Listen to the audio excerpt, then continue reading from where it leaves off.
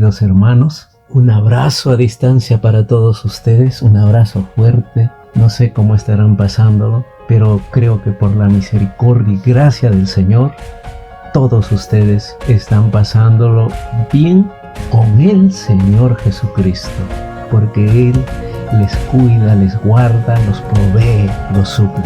Amén. Pónganse conmigo. División 2. Cómo vivir durante el sufrimiento, entregar la vida a Dios. Primera de Pedro capítulo 2, versículo del 13 al 17. El título es someterse a las autoridades. Dice así la palabra del Señor: por causa del Señor, someteos a toda institución humana, ya sea al rey como a superior, ya a los gobernadores como por él enviados para castigo de los malhechores y alabanza de los que hacen bien. 15. Porque esta es la voluntad de Dios, que haciendo bien hagáis callar la ignorancia de los hombres insensatos. Versículo 16. Como libres, pero no como los que tienen la libertad como pretexto para hacer lo malo, sino como siervos de Dios. Versículo 17. Honrad a todos, amad a los hermanos, temed a Dios, honrad al Rey. A manera de introducción, recuerde que la iglesia y sus creyentes eran severamente perseguidos por el gobierno y la sociedad. La sociedad de esa época. Los creyentes habían sido obligados incluso a dejar sus casas. Tuvieron que dejar todo atrás: dinero, ropa, propiedades, trabajos y profesiones, a la luz de una persecución tan severa, cual fue la actitud y el comportamiento de los creyentes en ese instante. ¿Cuál fue su actitud hacia el gobierno y sus autoridades? Esta es una cuestión crítica debido a la persecución periódica de la iglesia y por parte de la sociedad y del gobierno. La historia revela que la iglesia genuina estaba sufriendo constantemente persecución de algún tipo. Y vamos a ver 2 puntos nomás en este estudio. Primeramente es someterse a los funcionarios nacionales y locales. Y en segundo lugar, vivir como ciudadanos libres, pero como siervos de Dios. Vamos a ver solamente estos 2 puntos y estamos versículo por versículo, capítulo por capítulo. Primeramente, entonces, someterse a los funcionarios nacionales y locales. Este es el primer punto entonces que vamos a ver. Dice así, volvamos a leer. Primera de Pedro capítulo 2, versículo del 13 al 15. Por causa del Señor, dice, sométase a toda institución humana, ya sea a la ley como a superior, ya a los gobernadores como por él enviados para castigo de los malhechores y alabanza de los que hacen el bien. Porque esta es la voluntad de Dios, que haciendo bien hagáis callar la ignorancia de los hombres insensatos. Esta es la palabra del Señor. Y esta parte, este tema, es una píldora, como dicen, difícil de tomar.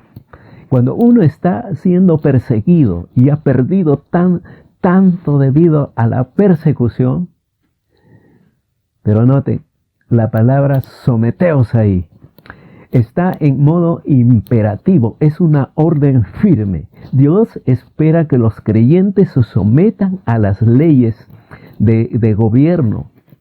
Y noten la palabra toda. Se debe entonces obedecer toda ordenanza o instrucción, todo nivel de gobierno debe obedecerse, tanto local como el estatal y el nacional. ¿Por qué es tan importante esto?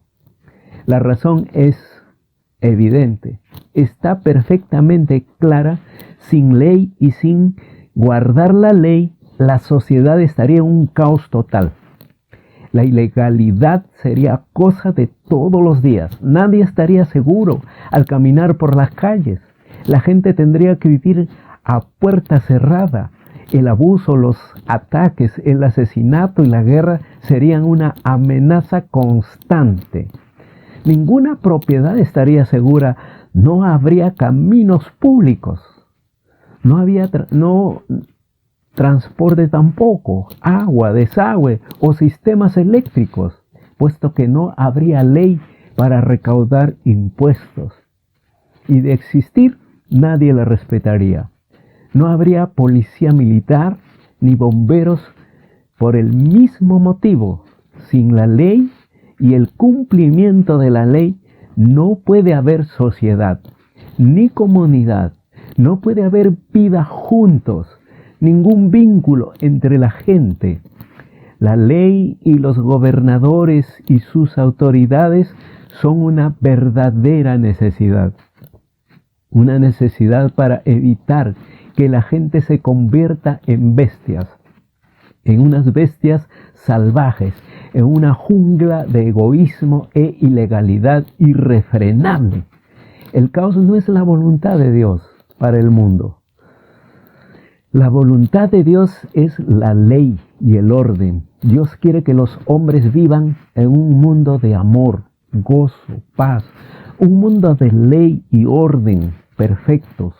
Por lo tanto, el creyente debe ser el ejemplo, debe obedecer a los gobernadores y las leyes de su comunidad y nación.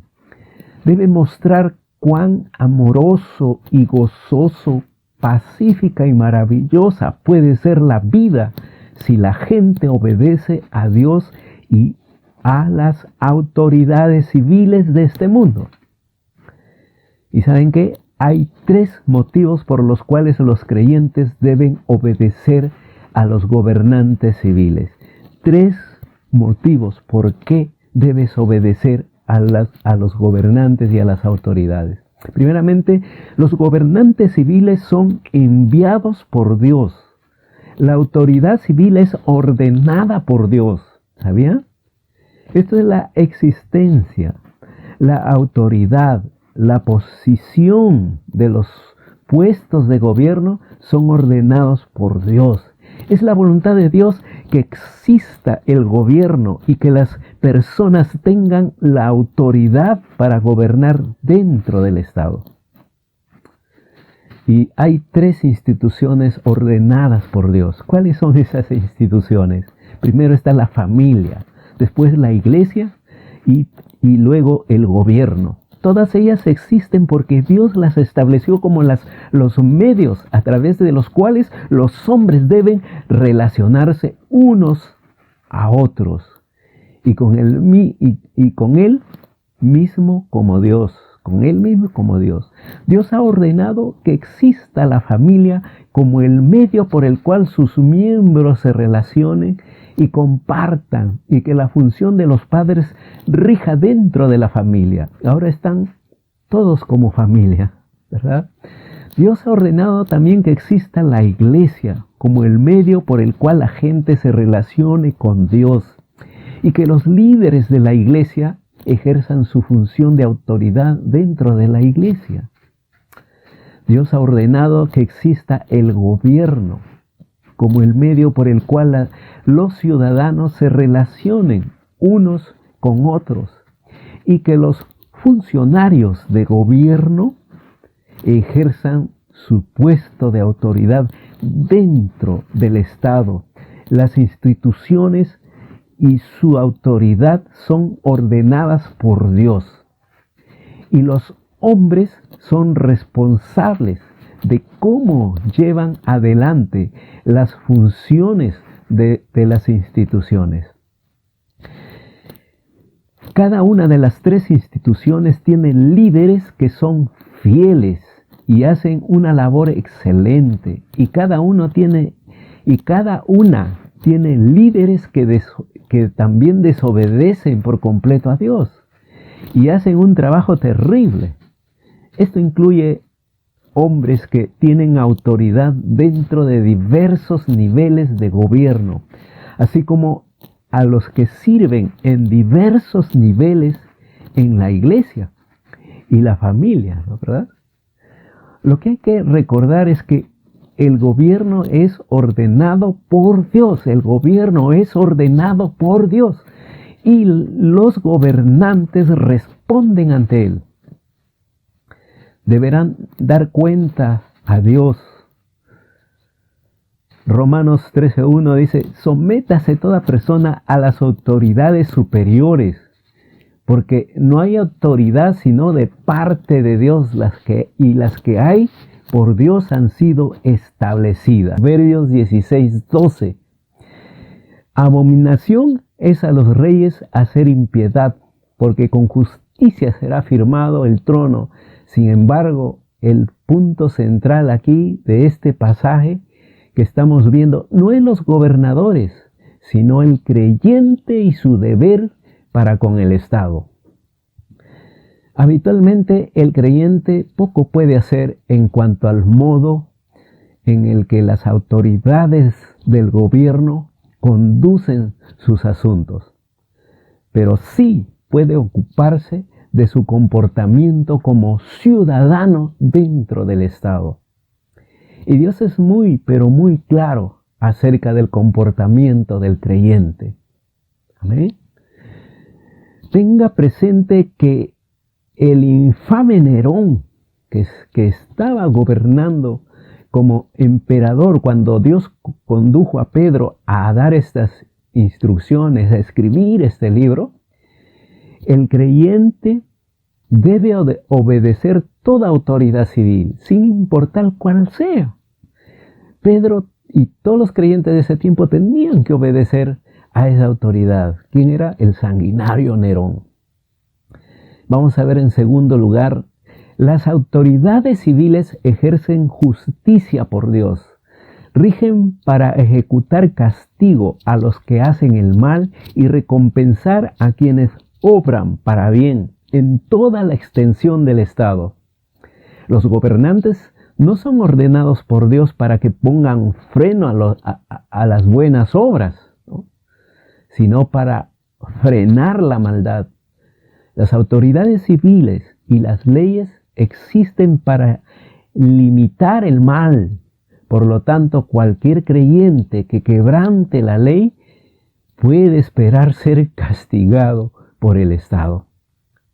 Por este motivo, el creyente debe temer al Estado lo suficiente como para obedecer sus leyes. Debe hacer lo que es bueno y legal. Al temer y hacer lo que está bien y es legal, el creyente tiene la alabanza del Estado. La idea es que el creyente contribuya a hacer el bien y a la alabanza del Estado. El creyente ayuda a construir justicia y verdad dentro del Estado y por lo tanto es capaz de ser el ciudadano de un Estado bueno y digno de alabanza. El creyente tiene la alabanza del Estado. Se le permite vivir en paz como ciudadano del Estado. Pensamiento. Aquí hay un pensamiento. Noten que el gobierno civil y la ley son una limitación a la maldad. El poder de la maldad y la corrupción es tan fuerte que cuando los hombres no tienen ley, hay libertinaje de egoísmo y pecado, saqueos y robos, asaltos e inmoralidad, destrucción y asesinato. La historia y el quebrantamiento de la ley dentro de comunidades, ciudades, sociedades e incluso familias son grandes testigos de esto. Ahora mismo hemos visto nosotros, ustedes mismos han visto cómo obedecen a las autoridades. Cuando no existe la ley ni la autoridad, hay maldad. La sociedad necesita desesperadamente prestar atención a este hecho. ¿Amén? Miren lo que dice 1 Timoteo 1:9 al 10.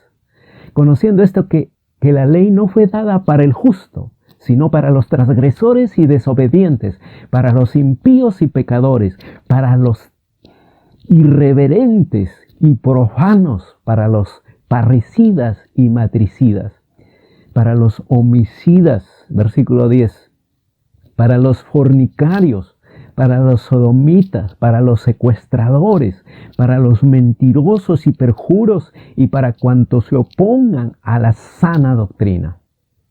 Amén.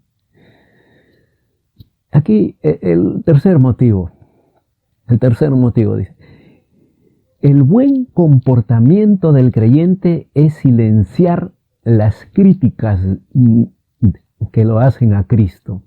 En la época de la iglesia, en el tiempo de Pedro, la iglesia y sus creyentes estaban atravesando un severo ataque del Estado y la sociedad. La gente no quería tener nada que ver con Cristo y su exigencia de negación propia y vida santa. Querían vivir a su antojo y hacer las cosas a su manera.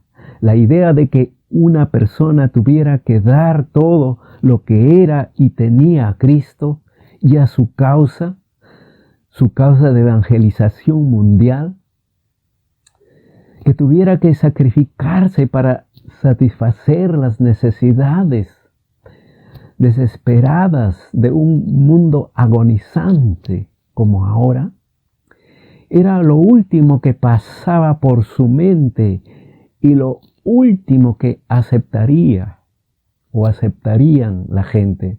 Por lo tanto, el gobierno y la sociedad se dedicaba a exterminar a la iglesia y a cualquiera que se rehusara a alejarse de Cristo y de su causa, ¿no? Aquí hay una nota.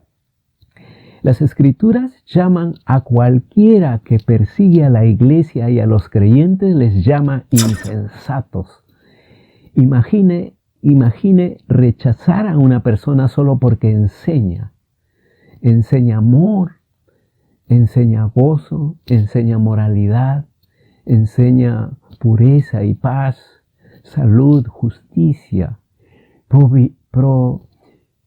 probidad, paciencia y gentileza, disciplina, control, reglas y autoridad, y que el gobierno los persiga. Cualquier persona que se oponga a las grandes virtudes de la vida y a la enseñanza de las grandes virtudes está haciendo algo insensato, algo pero muy insensato.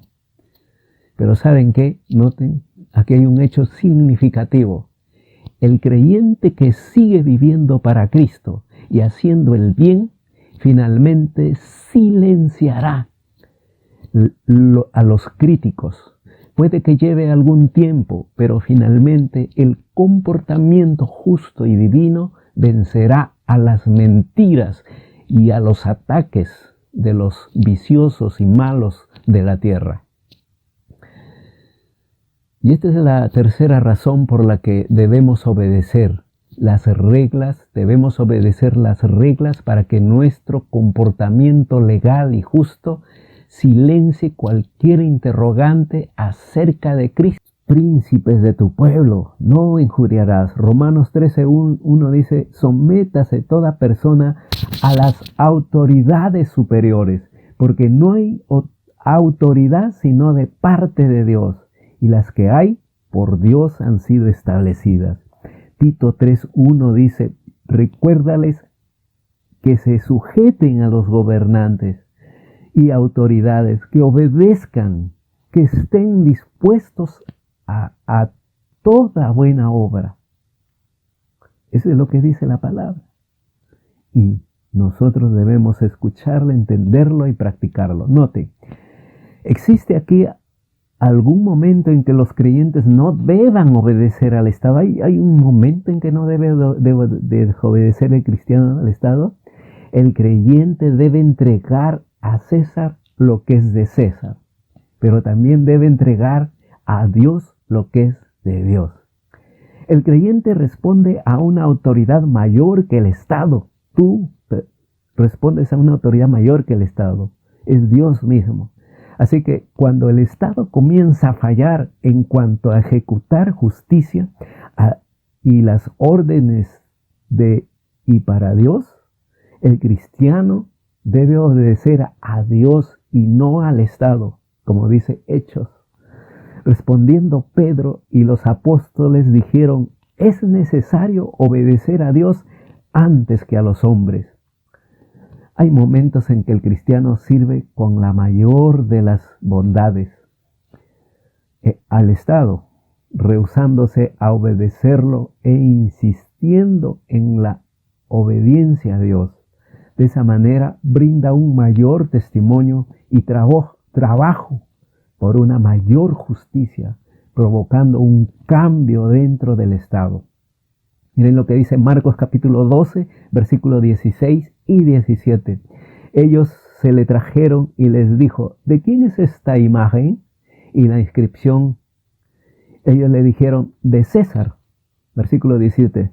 Respondiendo Jesús les dijo, dad a César lo que es de César y a Dios lo que es de Dios. Y se maravillaron de él. ¿Ve? Así que lo que es del César, al César. Lo que es el Estado, al Estado. Y lo que es de Dios. Segundo lugar, vivir como ciudadanos libres, pero como siervos de Dios. Aquí entramos a la segunda parte, ¿no? Libres, pero como siervo de Dios, como esclavo de Dios. Cuando una persona recibe a Jesucristo como su Salvador, se somete a Dios por sobre todas las cosas, por las demás leyes. Si la ley del hombre está en contra de la ley de Dios, el creyente obedece a Dios y no al hombre. Pero noten, aquí existe el peligro de que el creyente pueda usar su libertad como una capa o velo para actuar maliciosamente en contra del Estado. Puede desobedecer las leyes porque sostiene que son injustas, cuando en realidad no lo son. Eso es lo que no le gusta a la ley. No le gusta someterse a las autoridades. La cuestión es esta.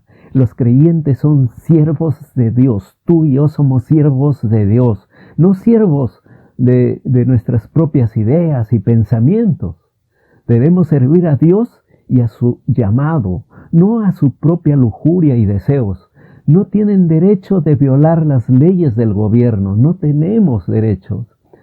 A no ser que estas leyes se opongan a Dios y a su ley. Amén. Al tratar con el gobierno y vivir como ciudadanos del Estado, tienen 4 deberes claros. Hay 4 deberes claros aquí, en este segundo punto. El primer deber es honrar a todos los hombres. Honrar a todos los hombres. Respetar y estimar a todos los ciudadanos como sus conciudadanos. Recuerden la iglesia en el tiempo de Pedro y sus creyentes. Recuerde cómo estaban rodeados por adoradores paganos de ídolos y por las personas más corruptas que había, que tenían un comportamiento inmoral, injusto y eran ebrios, borrachos. Sin embargo, aquí las Escrituras dicen que hay que honrar a todos los hombres, a estos así como también a los más controlados y disciplinados. ¿Bien? Noten aquí, esto no significa honrarlos debido a su pecado, entiendan bien, sino honrarlos porque son la creación de Dios, porque sus almas tienen más valor que toda la riqueza del mundo. Por cualquier virtud, bondad y orden que tengan en sus vidas, por eso, porque contribuyen al trabajo, la defensa y la estructura de la nación. Todas las personas deben ser honradas, respetadas y estimadas. No se debe tratar mal a ninguna persona, no importa quién sea, ya sea rica o pobre, corrupta o limpia, mala o buena, maligna o justa, destructiva o constructiva. Debemos intentar llegar a todas las personas de la tierra por Cristo, por Cristo. Necesitan hacer todo el bien que puedan por la sociedad. No se debe considerar a nadie fuera del alcance. Miren lo que dice 1 Corintios capítulo 10, versículo 33.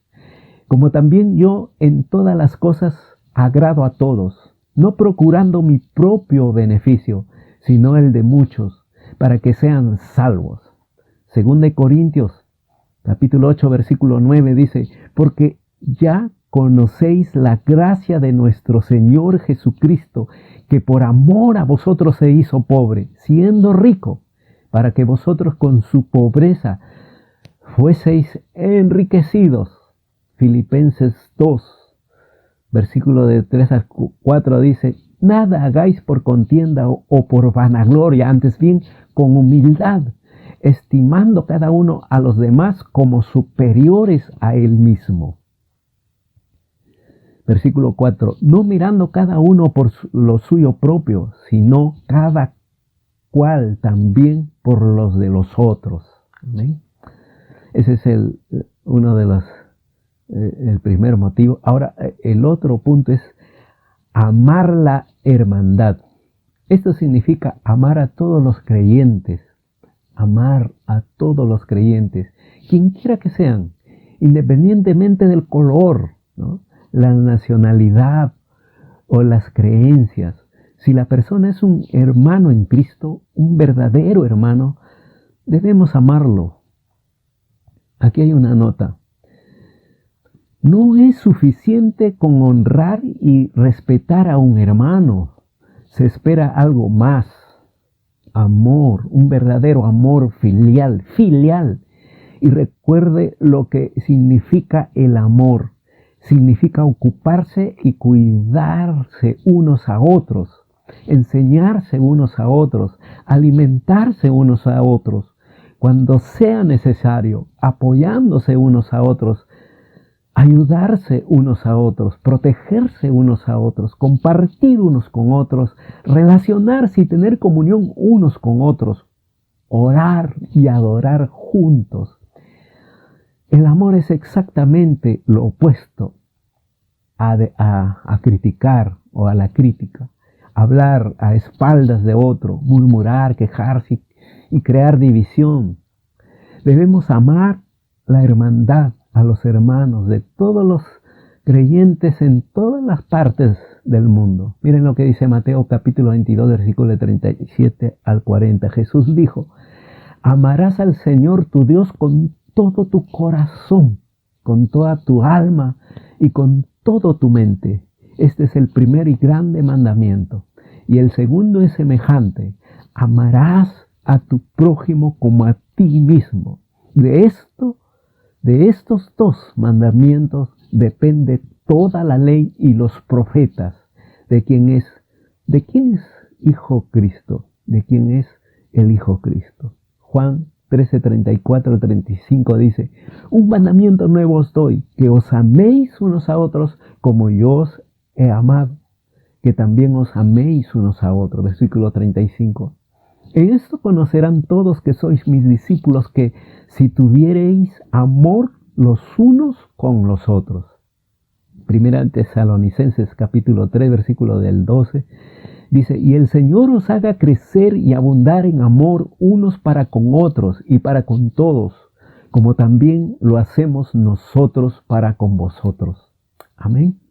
Entonces, ¿cómo vivir durante el sufrimiento? Es someterse a las autoridades. Aquí hay el otro motivo, temer a Dios. No hay que fallar en el deber de obedecer a Dios como ciudadanos, ni como miembros de la iglesia de Dios. Hay que temerle a Dios. Se deben obedecer su voluntad y sus mandamientos. ¿Qué es el terror? Terror es lo que sucederá si uno desobedece a Dios. La idea es que el juicio está por venir y la desobediencia traerá el juicio de Dios sobre nosotros.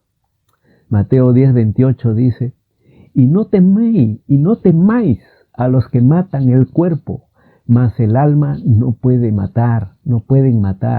Temed más bien a aquel que puede destruir el alma y el cuerpo en el infierno.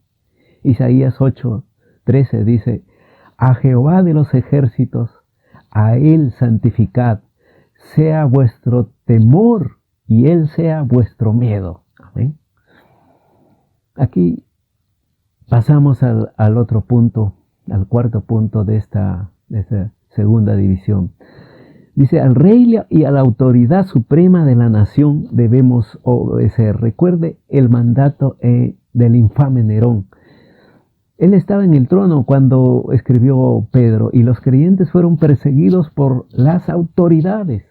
Nerón gobernó entre los años 54 a 69 después de Cristo, pero los creyentes deberían ser un pueblo de orden y disciplina, de justicia y probidad.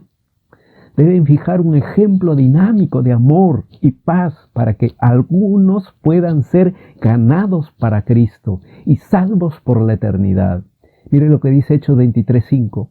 Pablo dijo: no sabía, hermanos, que era el sumo sacerdote, pues escrito está: no maldecirás a un príncipe de tu pueblo. Romanos 13:1 dice: sométase toda persona a las autoridades superiores, porque no hay autoridad sino de parte de Dios, y las que hay por Dios han sido establecidas. Éxodo en el Antiguo Testamento, capítulo 22, versículo 28 dice: no injuriarás a los jueces, ni maldecirás al príncipe de tu pueblo. Hermanos, entonces estos dos puntos son muy importantes. Y en medio de este problema, en medio de esta pandemia, en medio de esta prueba, nosotros debemos obedecer a las autoridades. Y para terminar, quiero decirles que no debemos nosotros ser como las personas que hemos estado viendo nosotros por la televisión. Desobedecen a las autoridades. Y algunos dicen: no, el Señor me cuida. Pero esta es una disposición del gobierno, que todos acaten la cuarentena. Y todos los creyentes en el mundo han acatado. Tal vez algunos no, pero está mal. Porque esto es bueno. El gobierno está cuidándonos. Con esta cuarentena, con estas medidas, es una manera como Dios está obrando a través de estas autoridades. Amén. Lo que sí no debemos no debemos obedecer las cosas que están en contra de Dios, que están en contra de la ley de Dios. Esas leyes sí no debemos obedecer. Así que, hermanos, ustedes son obedientes a las autoridades, porque las autoridades los ha puesto Dios. Amén. Vamos a orar. Padre nuestro, te doy gracias, Señor. Gracias por tu palabra. Gracias, Señor, porque tú eres bueno, tú eres grande y tú eres poderoso. Gracias por tu misericordia. Tus misericordias son nuevas cada mañana. Gracias, Señor, porque tú, Señor, has puesto autoridades, Señor. La autoridad que nosotros tenemos, tú los has puesto. Tú lo has puesto y nosotros la obedecemos, Señor, porque es tu voluntad, bendito Dios. Gracias, bendito Dios, porque hay autoridad. Si no, ¿qué sería de nuestro mundo, de nosotros? Gracias, Señor. Gracias. Y te debemos temer a ti, Señor, porque tú eres nuestro Dios grande y poderoso, Señor. Tú eres el Rey de Reyes, Señor. Gracias, Padre eterno. Y te pido que tú bendigas a cada uno de tus hijos y de tus hijas que están en sus hogares. Señor, tú no nos das una prueba más de lo que podamos resistir, sino que tú nos vas a dar la salida. Gracias, Señor. En el nombre de Cristo Jesús. Amén y amén. Que Dios les bendiga.